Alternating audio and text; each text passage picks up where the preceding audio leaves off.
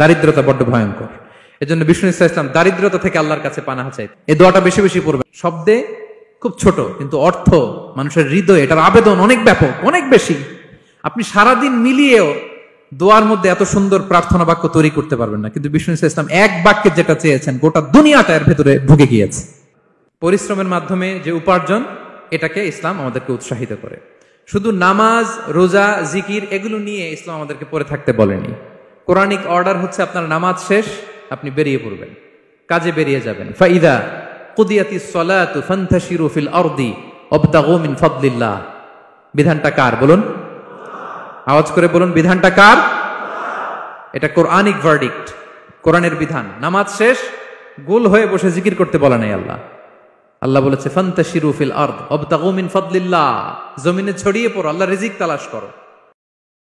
নামাজ শেষ বেরিয়ে যাবেন, কৃষক চলে যাবে মাঠে, শ্রমজীবী চলে যাবে ফ্যাক্টরিতে, শিক্ষকরা চলে যাবে তাদের শিক্ষা প্রতিষ্ঠানে, কর্পোরেট ওয়ার্ল্ডের লোকেরা চলে যাবে তাদের প্রতিষ্ঠানে।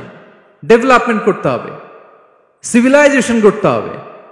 নামাজের পরে গোল হয়ে বসে থাকা চলবে না। কি ব্যালেন্স দেখেছেন ইসলাম? আজান হয়েছে তো মসজিদে আসো, নামাজ শেষ বেরিয়ে পড়ো, আলহামদুলিল্লাহ।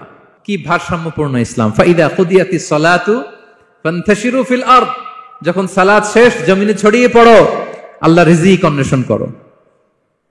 তাহলে শুধু নামাজ রোজার মধ্যে ইসলাম নয়, আপনাকে কর্মঠ হইতে হবে, পরিশ্রম করতে হবে, হাড় ভাঙা পরিশ্রম। বিশ্বনবী সাল্লাল্লাহু আলাইহি ওয়াসাল্লাম অত্যন্ত পরিশ্রমী ছিলেন।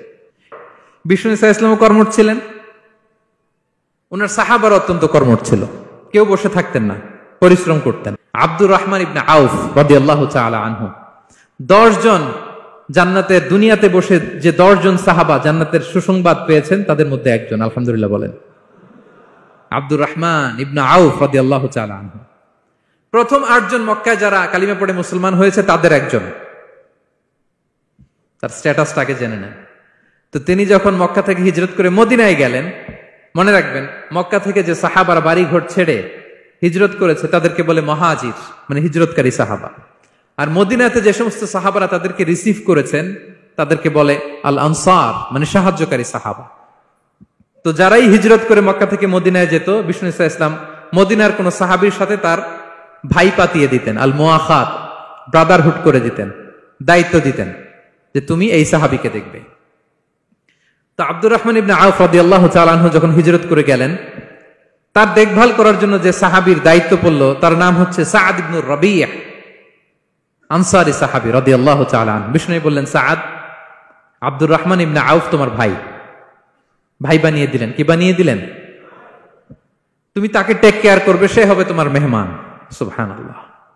সাআদ ইবনে রাবি রাদিয়াল্লাহু তাআলা আনহু তিনি আব্দুর রহমান ইবনে আউফকে ডেকে নিয়ে গেলেন, ঘরে নিয়ে গেলেন মেহমানকে, এবং বললেন, ইয়া সাআদ ইন্নী আকসারুল আনসারি মালান।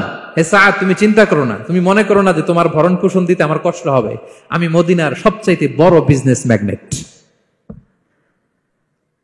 সবচাইতে বড় বিজনেস ম্যাগনেট আমি। No tension, don't worry about it. Tension নিও না, আসো, তোমার জন্য আমার কি প্রপোজাল শোনো। ফাআকসিমু লাকা নিসফা মালি, আমার যত সম্পদ আছে আমি অর্ধেক তোমার দিয়ে দিব। সুবহানাল্লাহ। এত আসতে আপনার বাড়িতে কেউ মেহমান হলে করতে পারবেন এরকম? আল্লাহ,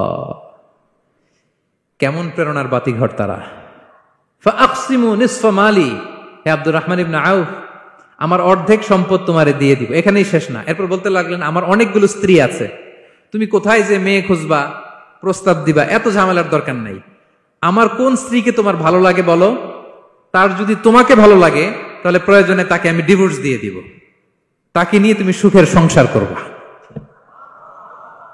আল্লাহু আকবার, আল্লাহু আকবার। অর্ধেক সম্পদ দিয়ে দিব, আমার একাধিক স্ত্রী আছে, কাউকে যদি তোমার পছন্দ হয় এবং সেও যদি তোমাকে পছন্দ করে, প্রয়োজনে তাকে ডিভোর্স দিব। New life, new career, just go on. আমরা এই সুযোগ পেলে কি করতাম? সাথে সাথে অর্ধেক সম্পদ নিয়ে নিতাম, ঠিক কিনা? আব্দুর রহমান ইবনে আউফ প্রেরণার বাতিঘর। উনি কি করলেন?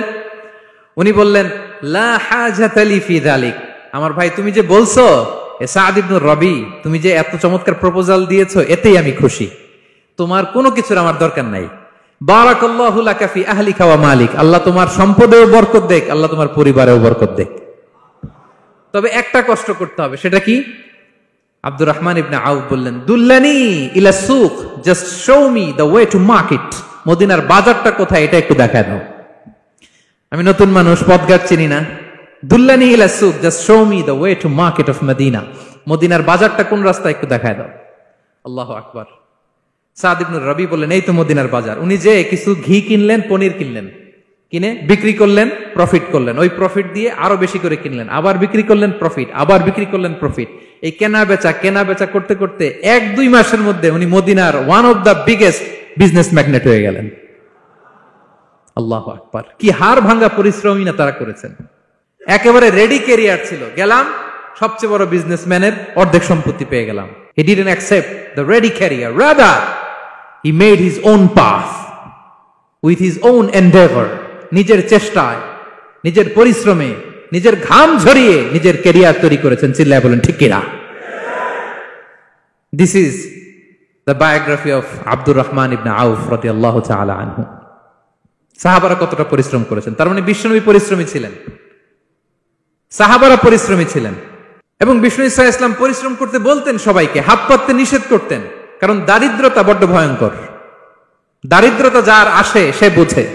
বাংলা একটা কথা আছে, অভাব যখন দরজায় এসে দাঁড়ায়, ভালোবাসা তখন, হ্যাঁ সবার মুখস্থ দেখছেন?